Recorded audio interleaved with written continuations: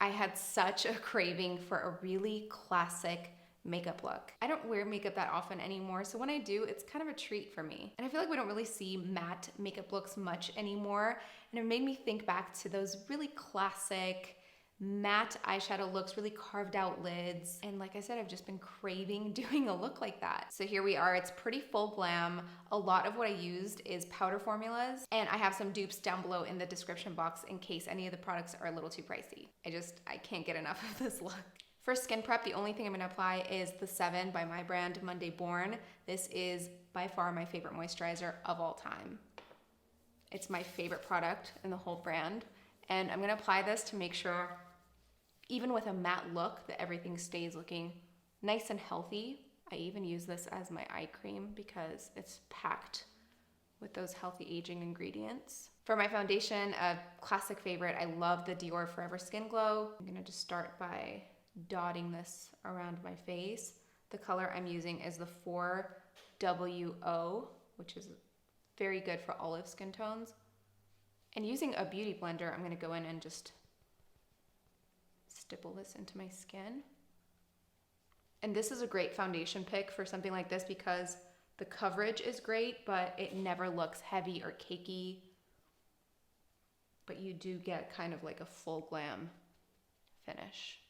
Next for concealer, I'm going in with Givenchy's Latest. And this, the color I'm using is C305, which is a cool tone.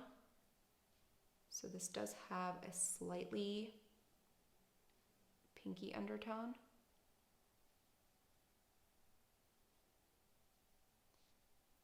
And then just with the other end of the beauty blender, I'm just gonna stipple this out. Really just brightening the center of the face, and of course concealing any imperfections under the eyes.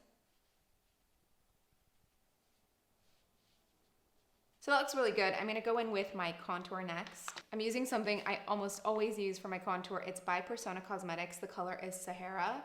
Sometimes I also use Dune. I use Dune more so when I just wanna bring more warmth to the face. But Sahara is for creating that really nice chiseled contour. And then back to the other side of the beauty blender. Something about doing your entire base look with a beauty blender just makes everything look super blended and creamy and just very cohesive. And when you're using any sort of sponge like this, make sure you run it under warm water and make sure the water gets all the way into the center of the sponge. Really saturate it with water and then give it a good squeeze. And then again, squeeze it dry with a paper towel. And then this I'm just gonna do with my finger. I was gonna try to keep everything as powder formula as possible to really stay with that matte theme, but I can't help myself. This is brand new from Persona. It is their Dream Stick in a new shade called Bloom. It's so pretty. I'm gonna apply this directly. It's the perfect shade for spring, summer. And then just again with the beauty blender, I'm gonna blend that out. It's one of my favorite pink shades I've ever tried on myself. So this is one of the steps you definitely don't have to do. I just really want to add this for that extra definition. I'm gonna go in with this matte bronzer. This is by BH Cosmetics. I don't think they're around anymore, so I will leave a dupe down in the description box. A lot of changes have happened in the beauty industry in the last few years, so some of the favorites that we used to use sadly are no longer around. So with this matte bronzer, I'm just adding a little more definition to my contour zones, bringing a little more depth, just a deeper color to the perimeter of my face so that the center where it's brighter stands out more. And finally, a step I don't normally do, but with this look, keeping it classic and clean, I am gonna go in with a setting powder. This is by Givenchy, and I'm gonna use the puff that comes with the package. And I'm gonna put some into the cap and just kind of wipe it all up with the puff, just like that. So now the puff is loaded up with powder, and I'm just gonna go in and set just the center part of my face. Under the eyes for sure with that concealer, and then just a little bit in the center of the face. This just pulls everything together. It makes the look more structured. That doesn't mean I'm not going to set with a setting spray. This is gonna keep everything in place. And this is by Charlotte Tilbury. It's the Airbrush Flawless Setting Spray. So again, very clean, classic base. I'm gonna move on to the eyes. To begin, I'm gonna use the same concealer that I used under my eyes on my lids. So I'm just gonna dab a little bit of this onto my lid, and then just using a flat brush, I'm gonna spread that out and actually spread it all the way up into my brow bone, into my brow. This is just gonna give us that nice uniform canvas to create a really blended look, because matte shadows are definitely more difficult to make look blended. Now I'm gonna take that setting powder as well and just take a blending brush and set the concealer so that we really have the most two-dimensional, easy canvas to work with.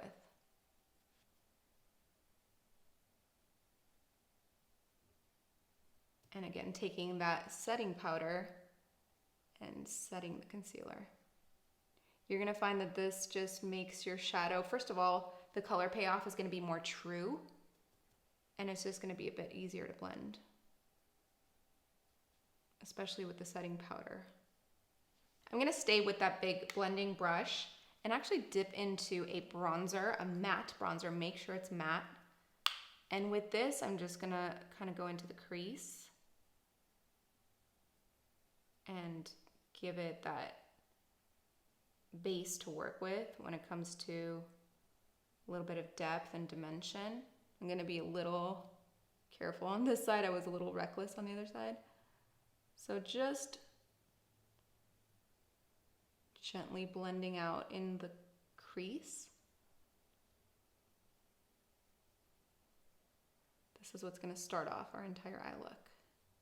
So something else that's gonna really give you a good color payoff is taking something like the Caviar Stick by Laura Mercier. This is in one of my favorite colors, Cocoa. So with this, I'm gonna start by applying it right here to the outer edge of my lash line, just like a couple of dots of it. And going back to that flat brush, I'm gonna start blending this out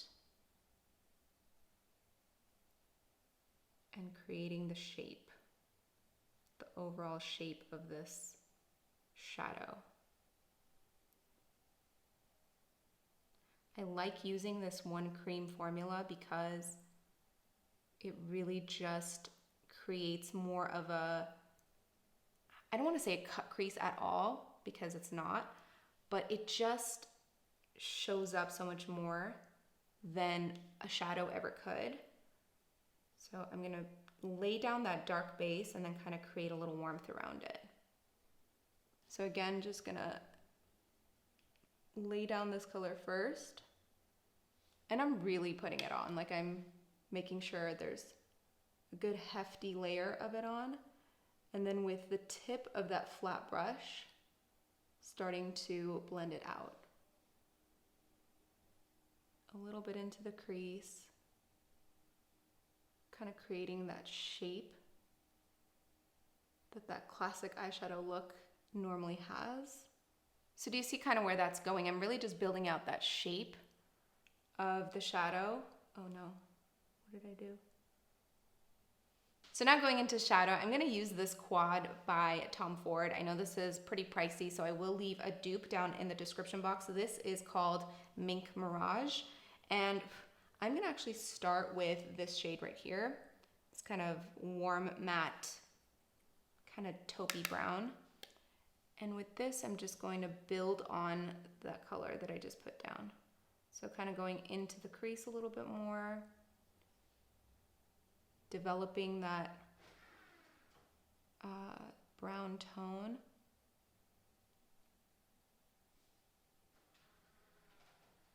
And just kind of deepening it a little bit Do you see how careful I'm being, just using the very tip of the brush and gently nudging everything around? And now, before I add a little bit of lightness into the center, I'm gonna take a smudge brush and this matte black tone here, and I'm gonna run this along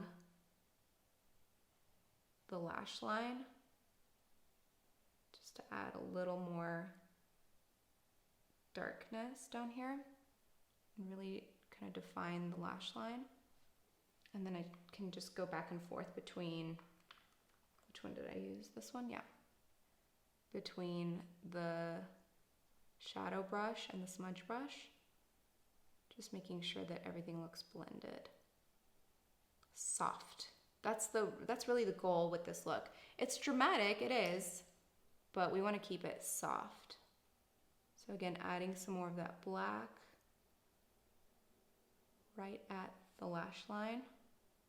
Oh, I love that. I love what a difference that just made. And then popping some of that black on this side. Once you get to the corner there, the outer corner, go back to the shadow brush, and that's going to help you just kind of blend everything together. And then adding a little bit closer to the inner corner. Okay, that's going in a really good direction. So now I'm going to take a little bit of this white here. It's an off-white. It's not such a white, and I'm just going to layer it over the center here. I don't want to apply too much, but just enough to brighten slightly and show a contrast between the outer edge of this look and the inner. I mean, on camera it looks fine, but in person it looks so good. It really has this classic, soft, sexy, but sophisticated look. And then going back to that first blending brush, I'm just gonna make sure everything looks nice and blended. If there were ever an expensive eyeshadow palette, forgot the word there for a second, that I would recommend, like if you were gonna invest in one, I would say this one, Mink Mirage. One last thing I'm gonna do, oh gosh, there's like a lint or something here that is bugging me. One last thing I'm gonna do with the smudge brush is just hit that bottom lash line with, starting out with this neutral lighter tone here. I'm just gonna run this under my bottom lash line.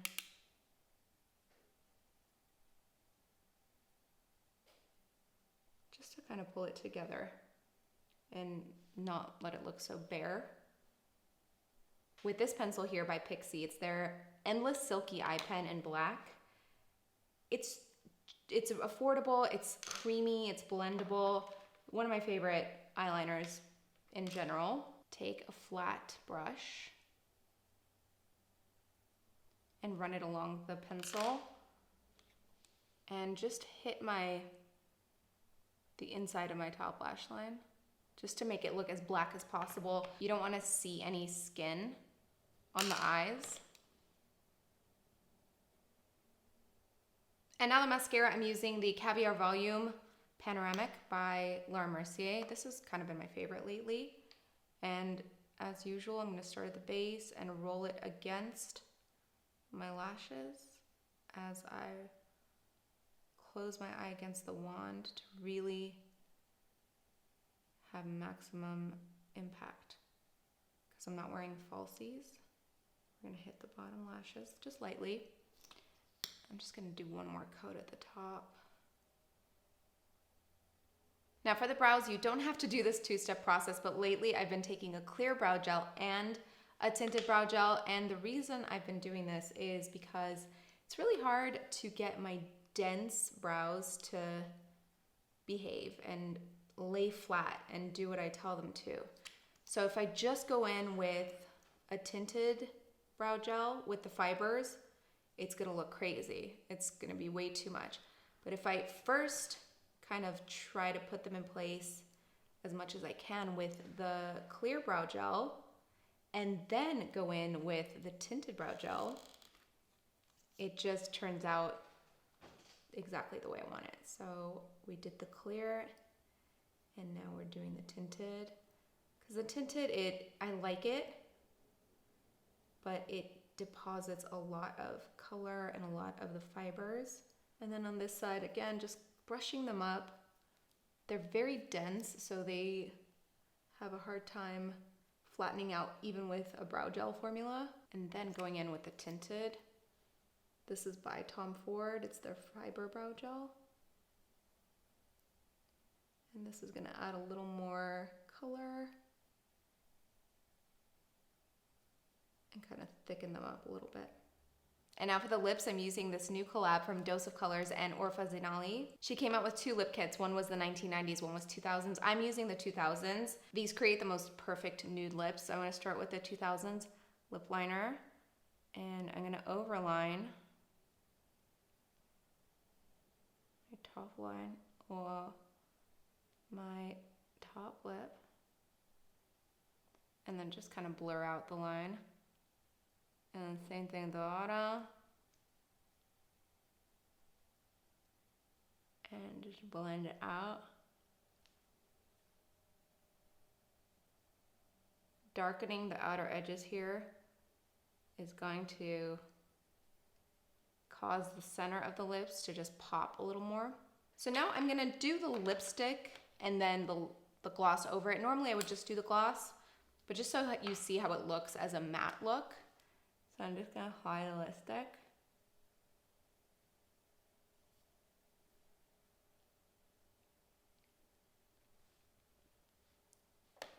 So you can leave that if you like a matte lip look, but I'm gonna top it off with the lip gloss from the kit, which I think pulls it together really nicely. That completes this classic, mostly matte makeup look. I am such a fan. Like I said, I don't wear makeup very often anymore. And for me to be into this look, I don't know what that says. I'm craving. There's like an era that I'm missing. I will definitely be wearing this to my next event. I hope you loved it. Let me know if you have any questions in the comments, and I will see you next time.